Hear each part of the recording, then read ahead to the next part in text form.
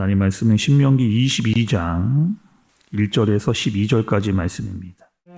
내 형제의 소나 양이 길 잃은 것을 보거든 못 본 채 하지 말고 너는 반드시 그것들을 끌어다가 내 형제에게 돌릴 것이요 네 형제가 네게서 멀거나 또는 네가 그를 알지 못하거든 그 짐승을 네 집으로 끌고 가서 네 형제가 찾기까지 네게 두었다가 그에게 돌려줄지니 낙이라도 그리하고 의복이라도 그리하고 형제가 잃어버린 어떤 것이든지 네가 얻거든 다 그리하고 못 본 채 하지 말 것이며 네 형제의 낙이나 소가 길에 넘어진 것을 보거든 못 본 채 하지 말고 너는 반드시 형제를 도와 그것들을 일으킬지니라. 여자는 남자의 의복을 입지 말 것이요 남자는 여자의 의복을 입지 말 것이라. 이같이 하는 자는 내 하나님 여호와께 가증한 자이니라.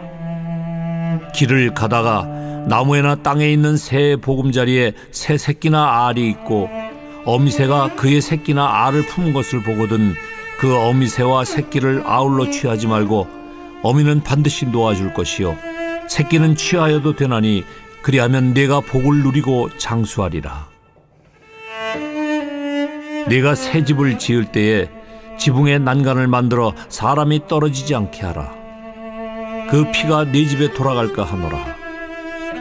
네 포도원에 두 종자를 섞어 뿌리지 말라. 그리하면 네가 뿌린 씨의 열매와 포도원의 수산을 다 빼앗길까 하노라. 너는 소와 나귀를 결의하여 갈지 말며 양털과 배실로 섞어 짠 것을 입지 말지니라. 너희는 너희가 입는 겉옷에 네 귀에 술을 만들지니라. 아멘. 여러분, 우리가 어제 말씀을 보면서 이스라엘 사람들이 가나안에 들어가게 되면 지켜야 될 규례들에 대해서 말씀을 들었습니다. 그리고 그 규례 속에는 의미가 있었다. 어떤 의미가 있었느냐? 너희들이 이제 가나안에 들어가게 되면은 공동체적 연대 의식을 가져라, 이런 얘기를 해주셨습니다. 그리고 너희들에게 주어진 책임을 다하고 다른 사람에게 미루지 말아야 된다. 특별히 하나님께서 주신 땅에 대해서 더럽히지 말라라고 하는 말씀이 전해졌습니다. 오늘도 마찬가지로 그 연장성에서 이어지는 그런 말씀이라고 할 수가 있어요. 특별히 가나안 땅에 들어가서 가난한 사람들을 보게 되면은 너희가 외면하지 말라, 이 말씀을 하십니다. 오늘 말씀 보면 계속 반복되는 말씀이 있는데요. 여러분 한번 보시죠. 1절 중간에 보시면 1절 중간에 못 본 채 하지 말고 이렇게 나오잖아요. 또 3절 끝부분에도 못 본 채 하지 말 것이며 4절 가운데에도 못 본 채 하지 말고 이렇게 이야기합니다. 그러니까 1절부터 4절까지 계속해서 반복되는 말씀이 있는데 어떡하느냐? 다른 사람의 어려움을 봤을 때 못 본 채 하지 말라, 이렇게 말씀이 우리에게 알려주고 있습니다. 특별히 여러분, 이 당시는 이제 가나안에 들어가게 되면 이스라엘 백성들이 먹고 살기 위해 농사를 이제 짓게 되어지는 그런 환경입니다. 또 농사를 짓게 되면 반드시 필요한 게 있는데 그것이 무엇이냐? 가축이 반드시 이제 필요한 거죠. 그런데 그 당시에 이 가축들을 구별하기 위해서 어떻게 했느냐? 여러분, 그 짐승들의 몸에 낙인을 찍었습니다. 낙인이라고 하는 건 이런 거잖아요. 어떤 특별한 자기만의 무늬를 가진 쇳덩이를 불에 달구어서 짐승의 몸에 지지는 겁니다. 그래서 그 낙인을 보면 이게 그 어떤 집의 짐승이구나라는 것을 알 수 있는 표시를 그렇게 한 거죠. 그리고 짐승이 길을 잃고 있을 때 그 낙인을 봤다면 이건 어느 집 사람 거구나라고 판단이 되게 됩니다. 그러면 그 짐승을 데려다가 그 주인에게 가져다 주다, 이렇게 얘기를 지금 하시는 겁니다. 또 아니면 주인이 너무 멀리 있거나 또 주인이 도대체 누군지를 알 수가 없다. 그렇다면 너가 잘 가지고 있다가 반드시 그 짐승을 내 주인에게 돌려주라, 이렇게 얘기를 하는 겁니다.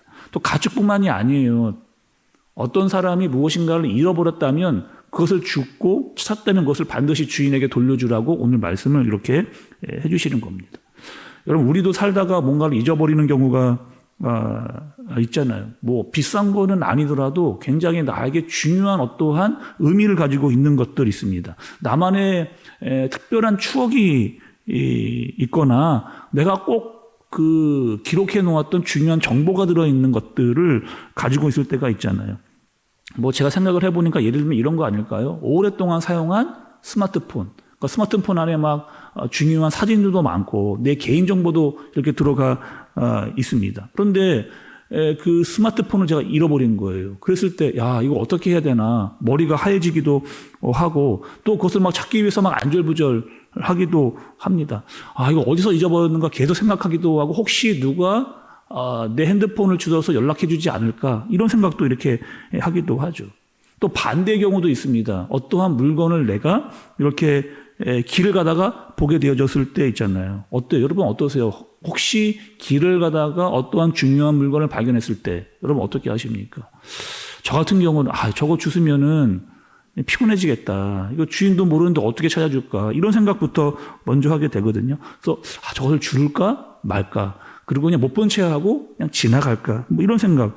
내가 아니어도 다른 사람이 주어서 뭐 해결해 주겠지. 이런 생각도 하게 됩니다. 또 이런 사람도 있잖아요. 죽고 그냥 모른 채 지나가 버리는 내 것으로 여기는 그런 일들도 뭐 비일비재한 그런 세상입니다. 그런데 말씀은 우리에게 뭐라고 이야기하시느냐?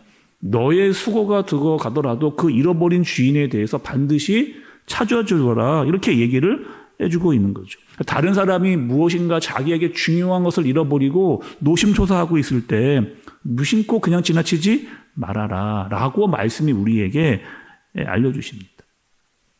또 오늘 말씀을 보니까 하나님께서 가증히 여기시는 것, 그러니까 너희가 이제 가나안 땅에 들어가서 하나님께서 가증하게 여기시는 것이 있는데 여러분이 가증하다라는 뜻은 무엇일까요? 가증하다라는 것이 있는 겁니다. 역겹다는 의미예요. 구토가 날 만큼 더럽게 여긴다라고 하는 그런 의미입니다. 그러니까 굉장히 하나님께서 혐오스럽게 여기는 것이 있는데 그것이 무엇이냐?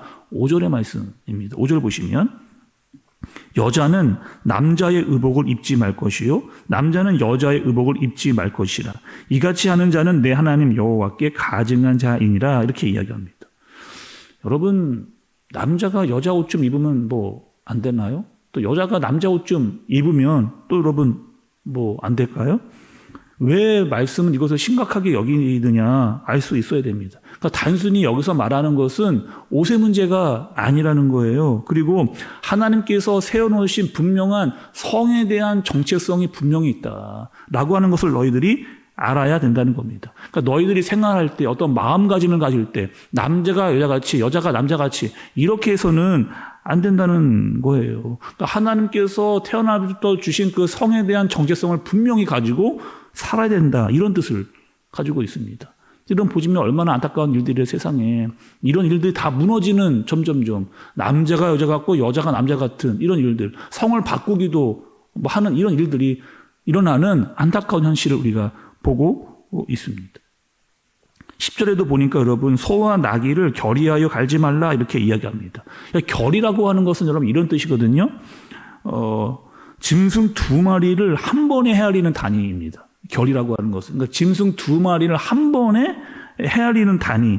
그러니까 서로 다른 동물을 같이 이렇게 헤아리는 그런 단위예요. 그러니까 이런 거죠, 여러분. 팔레스타인 지방이 아까 전대로 말씀드렸던 대로 농사 지을 때 반드시 필요한 게 있는데 짐승입니다. 근데 그 짐승 중에서도 소와 나귀는 다른 기질을 가지고 있는 그런 동물이에요. 그러니까 일할 때 스타일이 완전히 다른 그런 짐승입니다. 일할 때 보면 속도도 다르고 보폭도 다르고 또 그래서 같이 일하기 너무 어려운 그런 짐승이라는 거죠. 여기서 말하는 것은 무엇이냐? 서로 다른 완전히 기질과 성격이 다른 이런 것들과 함께 일할 그 짐승도 같이 일할 수 없으니 그것을 피하라라고 하나님께서 알려주시는 겁니다. 오늘도 여러분 여러 가지 굉장히 많은 항목들이 다양하게 나오는 것을 볼 수가 있습니다. 그리고 이것을 뭐 한 주제로 묶어서 무슨 뜻인지 어제와 말씀과 같이 딱 묶어내기는 쉽지는 않아 보입니다. 그런데 중요한 것은 이거거든요. 너희가 특히 우리가 그리스도인들이 세상에서 살아갈 때 어떠한 마음가짐으로 어떠한 태도로 살아야 되는가 이것에 대해서 이야기해 주시는 겁니다. 어떠한 마음으로 잘못된 성 정체성을 가지고 살지 말라는 거예요. 어떤 태도로 살라는 겁니까? 다른 사람을 배려하고 그 사람들에게 베풀 수 있는 마음을 가지고 먼저 수고할 수 있는 마음을 가지고 살아야 한다는 겁니다. 그러니까 다른 사람들은 다 저 일은 내가 만나면 피곤한 일이니까 그냥 지나가야지라고 할 때 너희들은 그렇게 하지 말고 그 수고를 감당하라라고 그렇게 이야기를 해주시는 겁니다. 또 남자가 여자 같고 여자가 남자 같고 성의 정체성에 점점점 불분명해지는 이런 세상 가운데 너희들은 분명한 것을 알고 잘못된 것을 알고 살아가라. 세상에 섞이지 말아라 라고 하는 사실을 알려주시는 거죠. 제가 오늘 말씀 보면 느낀 게 있습니다. 여러분 무엇이냐? 적어도 그냥 기본적인 것 우리가 알고 있는 도리를 잘 지키면 됩니다. 그런데 세상에 이 기본과 도리가 점점점 그냥 다 무너지는 이런 시대를 살고 있는 거잖아요. 이럴 때 너희는 어떻게 살라는 거예요? 하나님의 백성들은 어떻게 살라는 겁니까? 거룩하게 살라는 겁니다. 하나님의 뜻을 알고 잘못된 것을 알아서 거기에 빠지지 말고 거룩한 자로 올바른 자로 살아라. 하나님의 백성으로 부름을 받았으니 거룩한 백성으로 너희는 가나안 땅에 들어가 그렇게 살라 말씀을 하십니다. 우리 여러분 우리도 어떤 사람들이에요? 하나님의 백성으로 하나님께 부름받은 사람들입니다. 세상은 점점점 세속과 잘못된 성 정체성과 잘못된 문화로 계속 흘러가고 있어요. 어떻게 살라는 겁니까? 거룩한 자로 하나님께서 부르신 자로 죄를 깨닫고 죄를 멀리하는 그런 자로 우리들의 소소한 생활 속에서 거룩을 가지고 그것이 무엇인지를 깨달아 알면서 살아라. 그렇게 우리에게 알려주시는 거죠.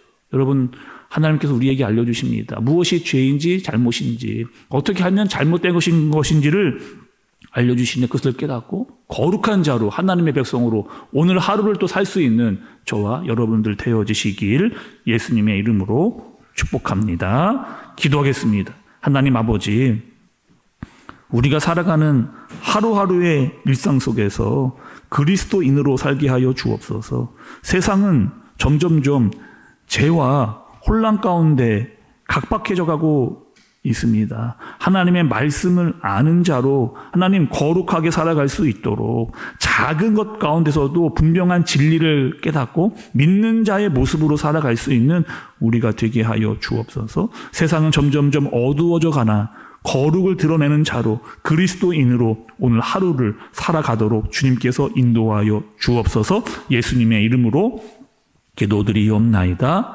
아멘.